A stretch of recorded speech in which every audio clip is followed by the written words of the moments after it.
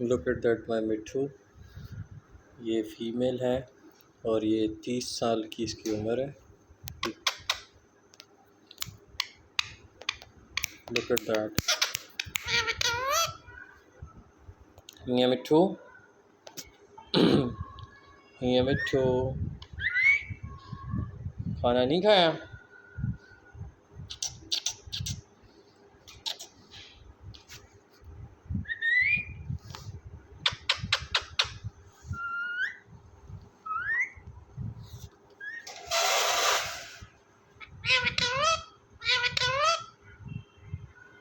कुछ और बातें नहीं करनी, सिर्फ मियाँ मिठू कहना है।